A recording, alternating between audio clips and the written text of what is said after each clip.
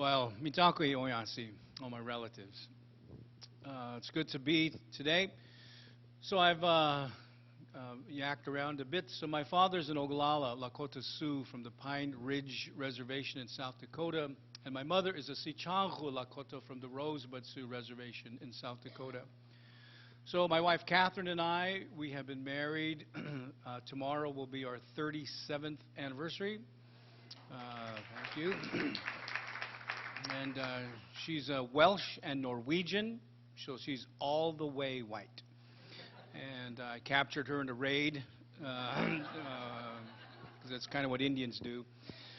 And we have 4 boys, 33, 30, 28, and 24. We live in Vancouver, Washington, which is right across the river from Portland. We've lived there for the past 31 years.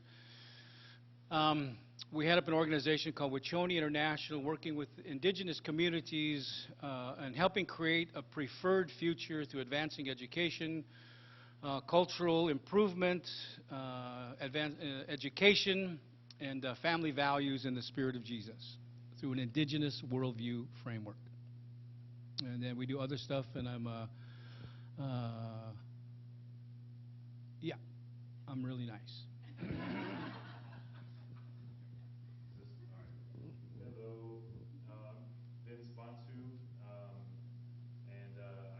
Graduate student. I'm studying Semitic and Egyptian languages of the Christian Near East and working on my PhD, so that's why I don't have any promotional materials in front of me.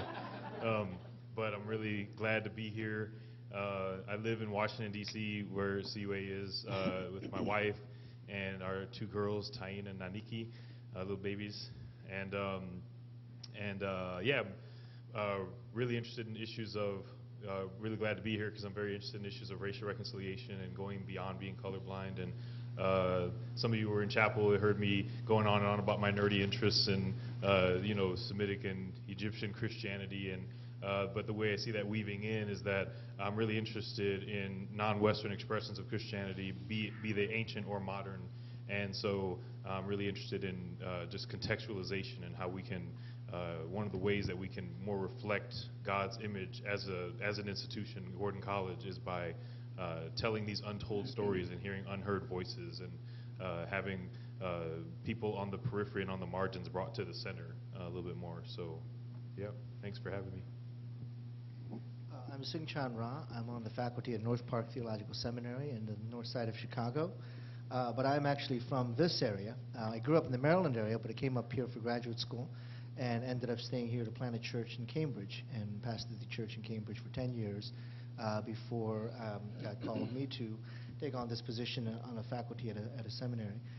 I want to share a little bit about those experiences of what it means to be on the faculty of a Christian institution.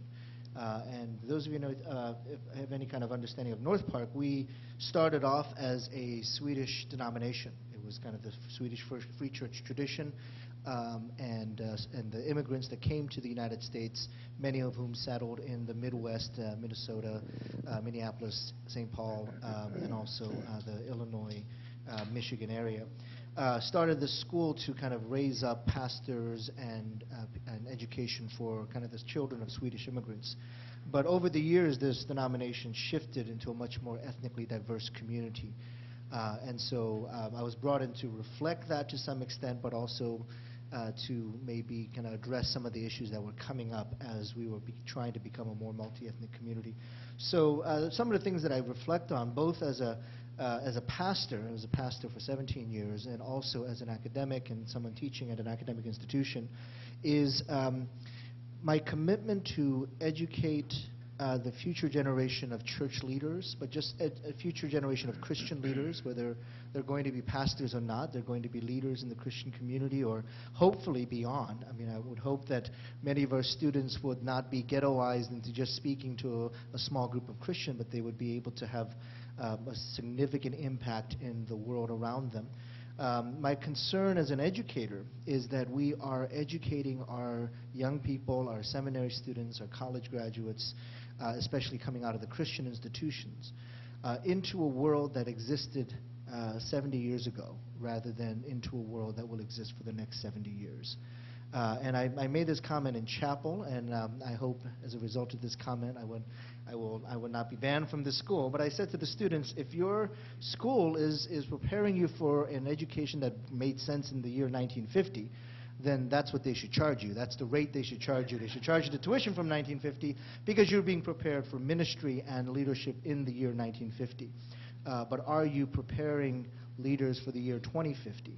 And then you should charge 2050 tuition rates on top of that because you're preparing your leaders for the year 2050. So my passion for, and the reason I kind of stayed in Christian education is that I believe that there is a theological, ecclesial, biblical call for Christians to lead in the context that we're called to, whether it's, again, pastors or business leaders or academics, whatever vocation that God has called us to.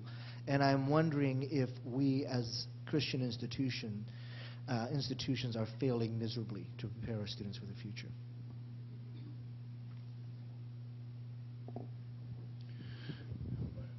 And what he didn't say, if you're not getting that education, you should go someplace else. But I just wanted to add that little part there. So as a Lakota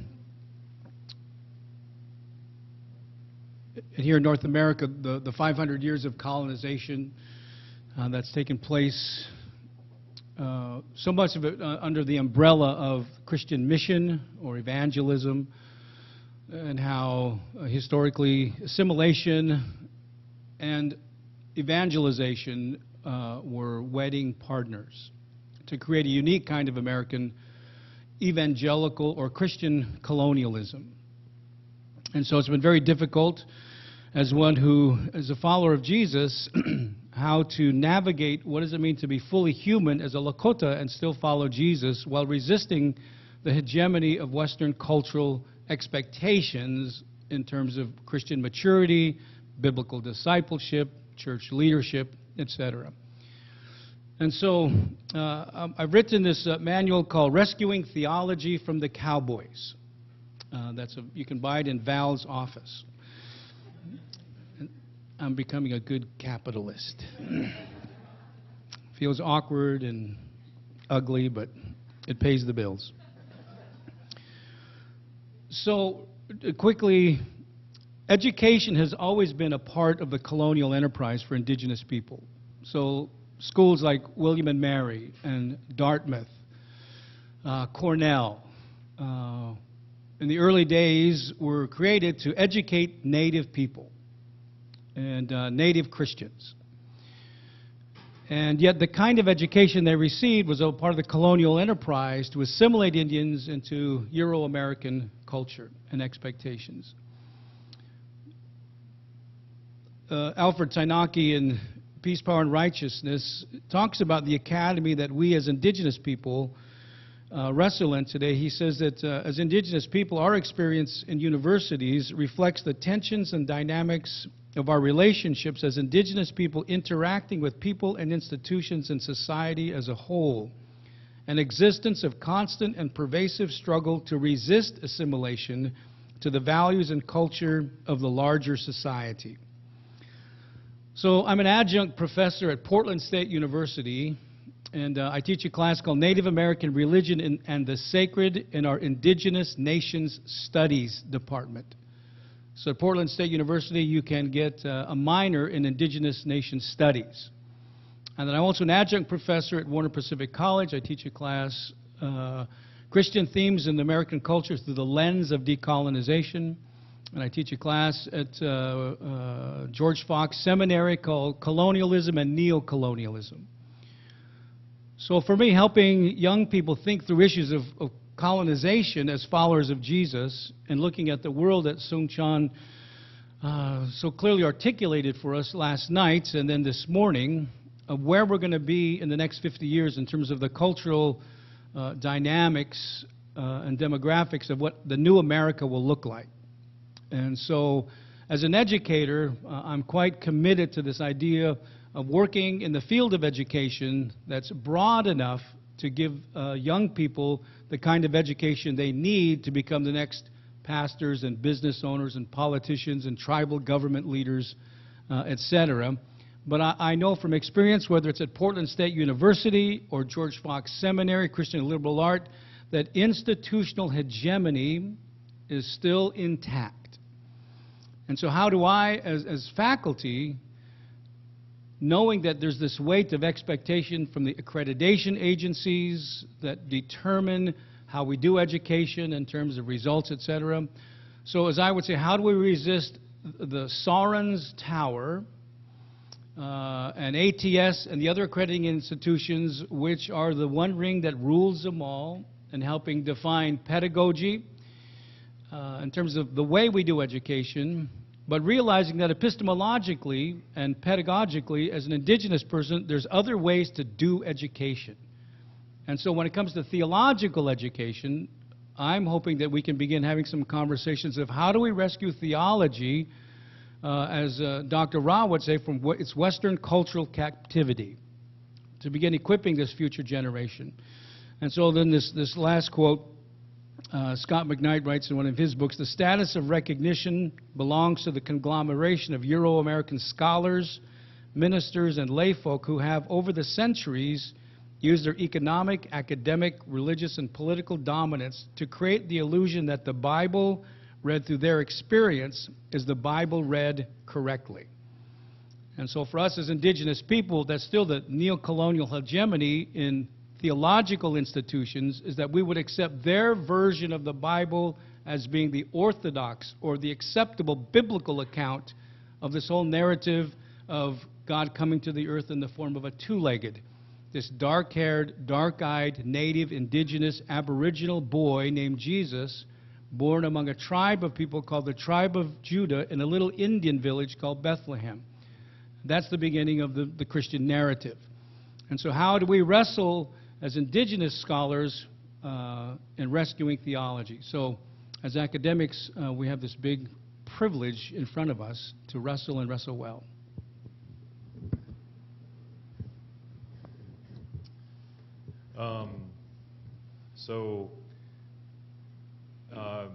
We're thinking, I think part of the conversation we're having this afternoon is how are institutions of Christian higher education like Gordon complicit in Western, or what Soong-Chan calls the Western captivity of the church?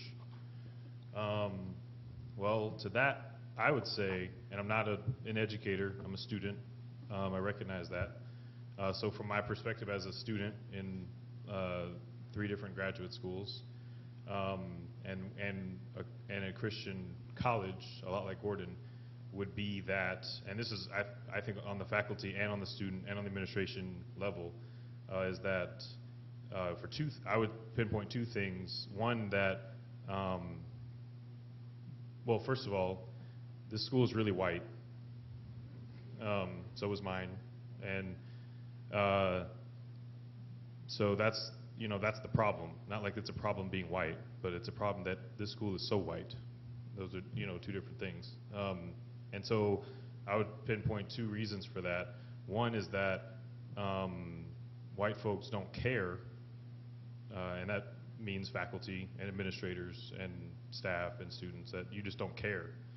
There's a lot of people at this campus that don't care that this school is so white. There's a lot of people that don't care that there's not one African American faculty in this school. They don't think that that's a problem. They don't care that this school is like 90% white. There's some people who care, a lot of people who care, but there's a lot of people who don't, and those people who don't are a big problem. So I think that, well, and then so the second problem is that for people who don't care and for people who do care, a lot of times you haven't done the work of identifying Western captivity as such. When I was in college, I was a theology major, and so I took classes on church history, and all that stuff I was talking to you guys about this morning, I never heard any of it. And so I didn't know that, Christianity grew in Africa and, in Asia, the Middle East. I took a church history class, and, we basically followed the growth of Christianity along the Western trajectory and didn't hear a thing about it. So there was no contextualization in the curriculum. I didn't read theological perspectives from people of color, James Cone or Dolores Williams, or they didn't read Mujerista theology, didn't read, we read Schleiermacher and Barth, and nothing wrong with those guys, but we need to mix it up, right? And so we're not aware of these ways in which things are so Western. We don't even see it. That's what we were trying to talk about this morning, is that we have to open our eyes and be able to see things as being of a particular cultural form. They're not standard, they're not normative, they're white. It's a white, and that shouldn't be done away with, but it should be brought down on a level playing field with every other perspective as one of many. And so the things that I would suggest is that I think that as a school, Gordon needs to figure out what it believes. Because like I said, there's a lot of people here who don't care, and there's a lot of people here who do. I mean, we've had tremendous hospitality from a lot of, faculty and staff and students have done an awesome week, have put a lot of hard work and have taken us out to eat and laughed and joked with us. And so there's been, I can feel, the desire for change. Yet, why is your president and your provost not here this week? When this is like the first, my understanding is this is the first time you guys have had a focus week like this in years. So you guys need to figure out whether you care about this or not. Because some of you don't and some of you do, and before you can move forward in making actual steps, I keep hearing you say, well, how are we going to make steps? Well, hold on. There's a lot of you that don't even want to make steps. So you need to figure that out first. And then once you do, then you can start making changes. And to that, I would say, especially if kind of the focus here is faculty and staff administrators, it has to be top down. Most of the people of color in this room right now are students. So, how are you living your life? Do you go to an all-white church? Are your close friends, people that you hang out with in your free time, are they mostly white? What do you expect this school to look like? I'm just a student, but I'm not trying to brag or anything. I'm not like some hot commodity or anything like that. But I've had a few now, like kind of either job offers directly or like some kind of insinuations like, hey, you should come work for us. And I've had to kind of try to focus, like, no, I just want to finish school, right? But I'm not trying to say this to brag. I'm just saying that these were people that just knew me, right? They were friends with me. And so, hey, I know this African-American guy who's getting a degree in church history, right? And I know lots of people like that, but every time it's like, why don't we have more faculty? Oh, we don't know them. They're not out there. They don't exist. It's hard to find them. That's a bunch of bullcrap. They're out there. I know them. We are out there, but you don't know them because you don't live this lifestyle of having a diverse community around you. So you have to live it. If you want the community here to look like that, you have to live it out in your personal life. You have to be making friendships, connections with people of color. You have to be living this out. And again, going back to the first one, you actually have to want it. And then last thing I would say is, really what we were trying to say this morning is that you have to have eyes to see. You have to have eyes to see how things are Western and white. You have to be able to identify them as such, and incorporate, create a diverse curriculum. Look at your syllabi in your classes. Is everything people are reading white? The class I spoke at, I got sent a syllabus before, and there was not one author of color on the required reading or on the bibliography, not one. So, but if you don't care about this, and if you aren't consciously thinking about this, if you're walking around saying, well, these things don't matter, and then you're not going to see things like that. So to be on the lookout for things like that, and to really be intentional, because as we try to show, this whole week, is that this isn't just some political thing. This isn't some postmodern philosophy, but this is at the heart of the Scripture, and this is in the fabric of Christianity from the very beginning. So I want to pick up on a thread that I think Vince started on with, which is the motivation for something like this, because as Vince is alluding to, there is a cost here, right? It could. There's if you just say we want to be diverse, we want such and such, and you're not willing to pay the cost of it, then you're going to end up without a whole lot of depth to what you're trying to do. You're just kind of trying to cover up, essentially, the deficiencies that are there. So when we talk about motivation, there's many, but the two that I hear most often among Christian institutions. The first is the one that probably you're more familiar with right now, and that's the economic argument of why we need diversity. And this is part of my research, which shows that the pool of white evangelical upper middle class students is shrinking like crazy. I mean, you know, these students, even if they come, they're not going to have the evangelical background that a previous generation of students did. You know, the decline of white evangelicalism, everybody's scared out of their mind of what's going to happen to all these young white evangelicals who stop going to church. They're spiritual but not religious, faster growing category, American religious identification. So when you start thinking in those terms, that by the year 2042, the majority of all Americans are going to be non-white. By 2023, the majority of all children in America are going to be non-white. So that starting from 2025 or a little bit after that, the incoming class has to reflect that. Otherwise, you're going to have a shrinking pool of students. So as of this year, all the children being born in the U.S., the majority of all children being born in the U.S. are non-white. So in 18 years, the pool out of which you're drawing, if you're still fishing from that same shrinking pool that you were fishing from 20 years ago, you're going to be out of business. Let me just be blunt about that. Because frankly, there are going to be other schools that do it better than you will, because you're fishing from a smaller and smaller and smaller pool of candidates of middle-class, white, evangelical students. So the economic argument, I think, is one to just take a look at and say, oh, wait, we've got to think about, you know, not just 10 years from now, but 20, 30 years from now, when American culture is going to be radically different. And how are we going to be able to sustain ourselves when we are trying to draw the same number or increasing number of students from in a rapidly decreasing pool. So, but I don't think the economic argument is enough. I think it's very compelling, and administrators like that because it gives them kind of concrete figures to say, okay, we have to deal with this, we have to deal with this. So I think it's a good starting point for conversation.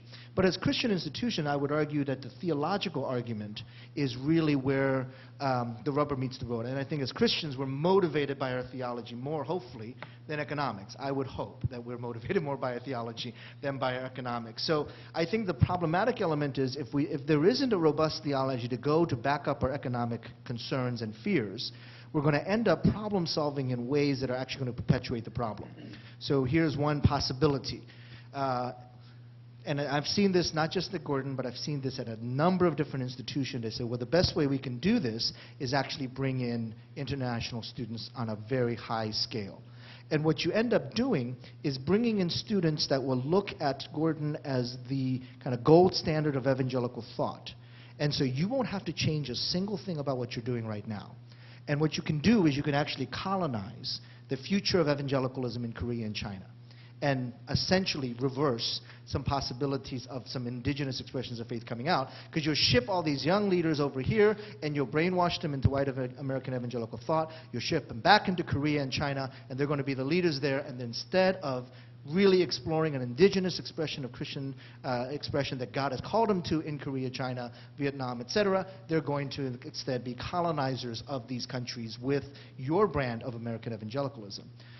So now, because we don't have a theology to match that economic concern, you have actually further perpetuated the problem of colonialism rather than addressed it. And on the surface, you'll say, isn't it great? We're very diverse. 25% of our student body comes from Asia, et cetera, but you're not solving the problem. You're actually exasperating it.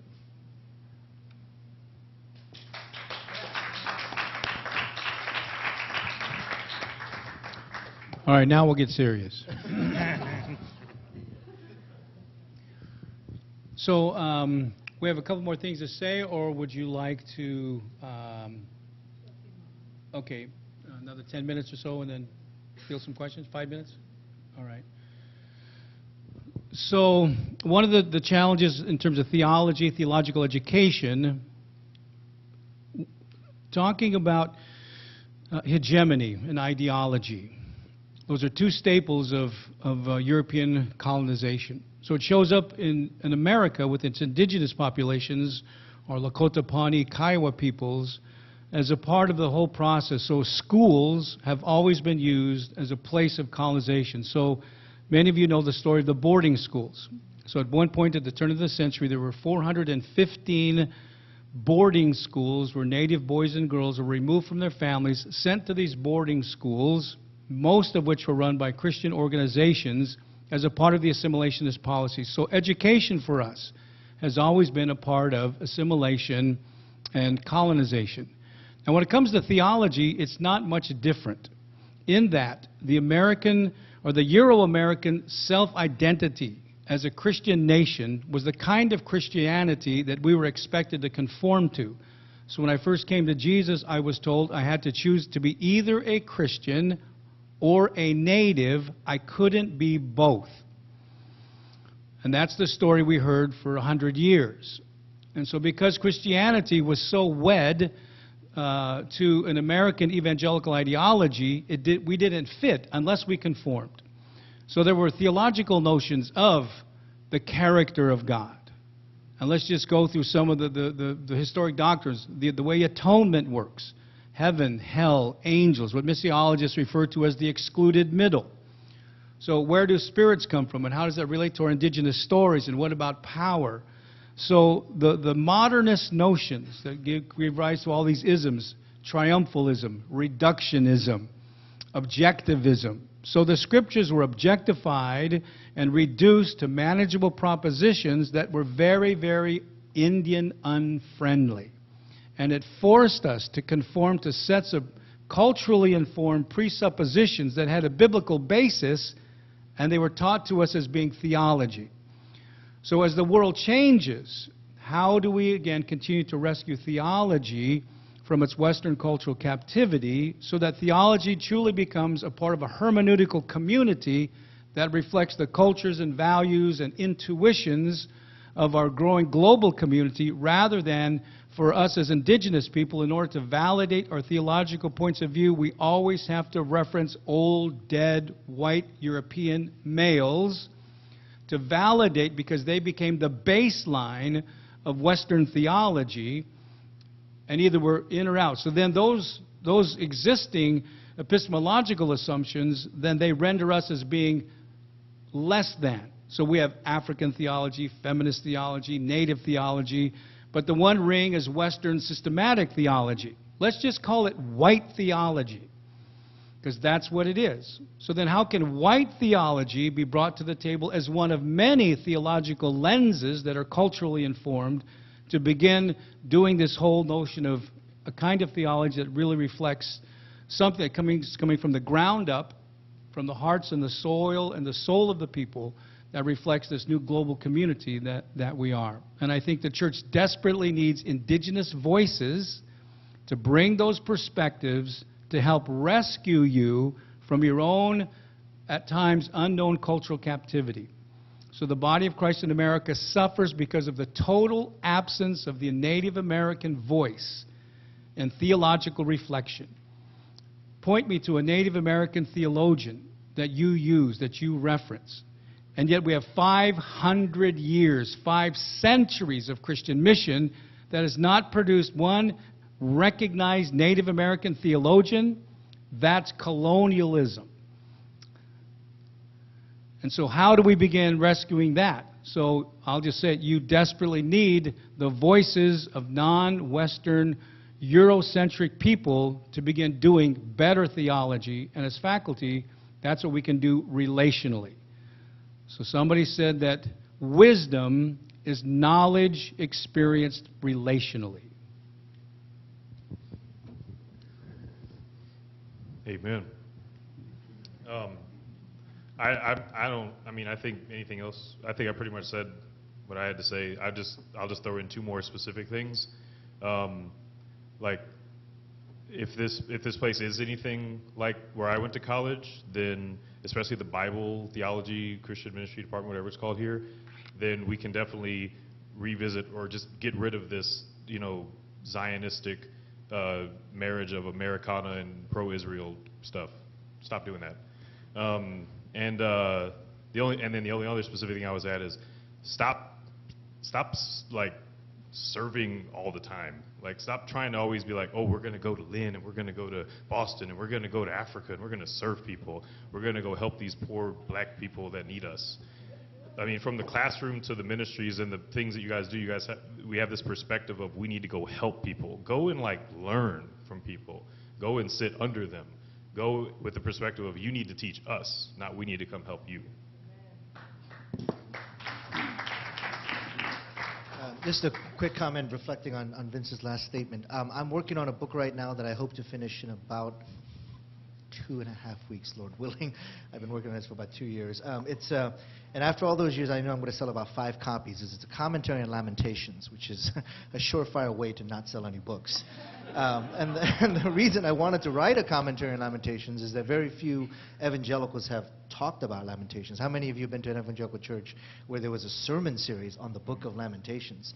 There's actually been some research done about if you look at a particular, like the liturgical traditions in the U.S., the 6 major liturgical traditions, and they look through the typical passages that are used in these liturgies and found that just across the board, the lament psalms were missing. And the book of Lamentations completely missing altogether. So one of the things that I'm trying to think through is why is it that American evangelicalism in particular, but American Christianity as a whole, has this inability to deal with lament, inability to understand the necessity of lament, and jump to what I call a triumphalistic, exceptionalistic approach to Christianity.